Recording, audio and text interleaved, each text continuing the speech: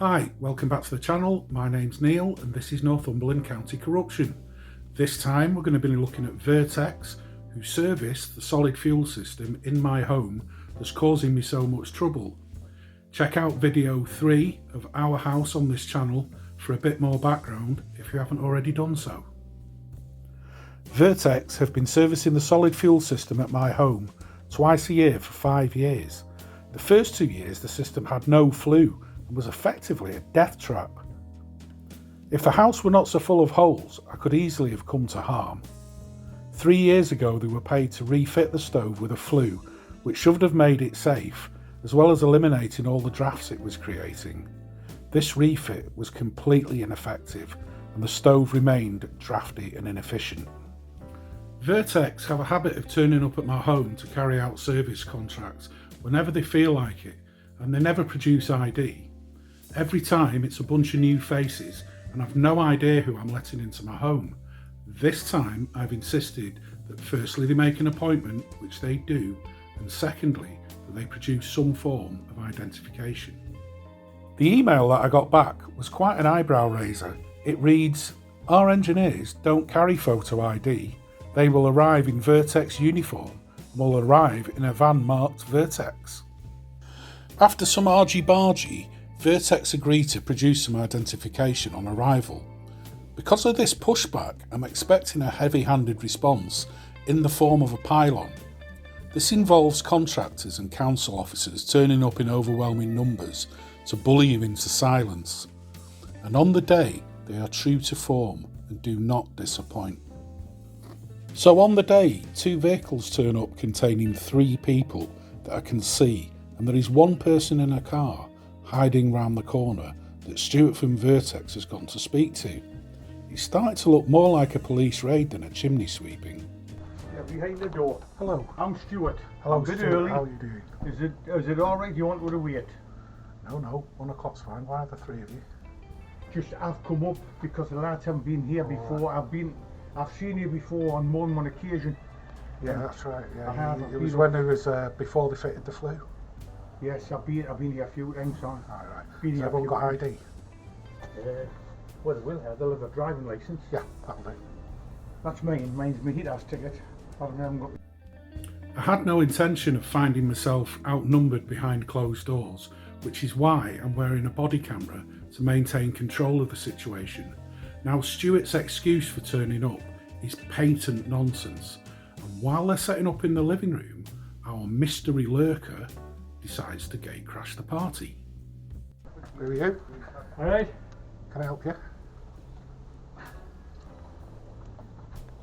Thank you very much. Andrew. Oh yes, you've been here before, haven't you, Andrew? Yes. I wasn't expecting you today. Andrew Halstein is the Senior Housing Operations Team Leader for Northumberland. He's never just in the area and only turns up when an uppity tenant needs slapping down and putting in their place. Because I'm wearing a body camera, he's uncharacteristically polite and is easily sent on his way. We should rejoin the action some 5 to 10 minutes later when I give my report to Stuart about the condition of the fire. So what's it like in winter? Is it Horrendous, because the house is in a terrible state of disrepair. Which, well, so seems how you're here. Yeah.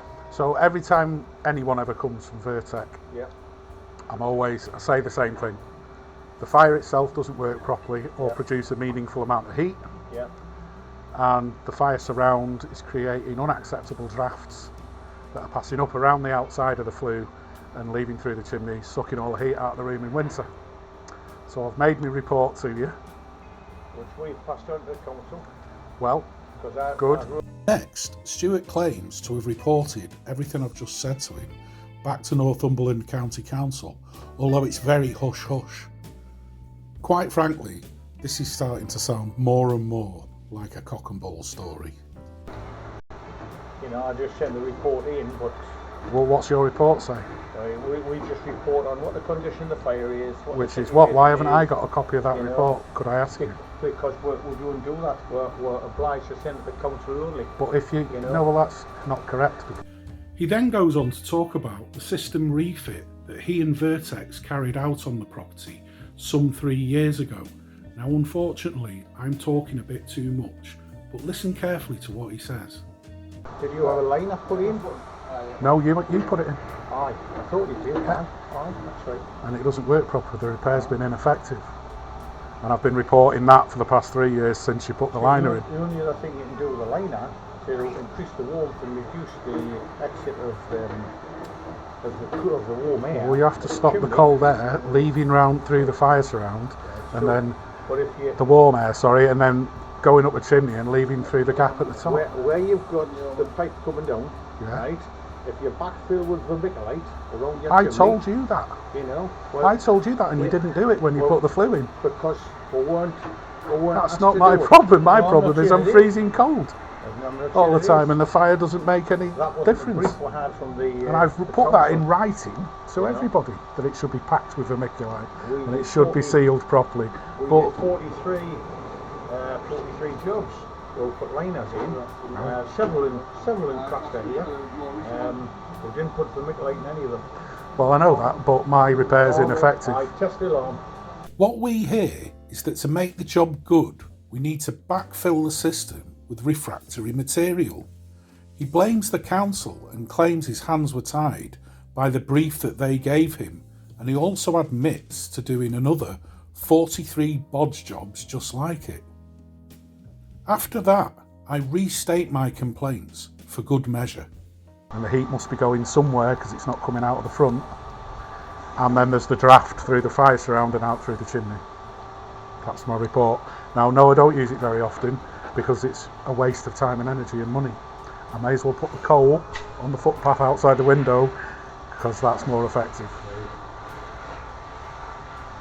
So, See, it's my only form Yeah. of, well, it's my main form of backup heating when the power goes off, it will be. which goes off all the time, It will be. but it doesn't work. So it doesn't keep me warm, and I suffer the effects of the cold, which is a lot of pain and a lot of spasticity because I've got a broken neck. After repeating myself, I'm presented with a maintenance sheet that I refuse to sign. As you can see, they're trying to make off without creating any record of the report or the complaints that I've made to them. That's all right. Now, unless that's recorded, my report, I can't sign it. I'll have a straight I'll fill that up. Put on, right on whatever the gentleman like put in his report. Right, what do you want Just to put in? that the stove doesn't produce any heat, and that the fire surround and the flue liner are creating an unacceptable draft and heat loss from the living room. Still not producing enough heat. The fire surround, And flue yeah, and flue. creating large draft in the living room.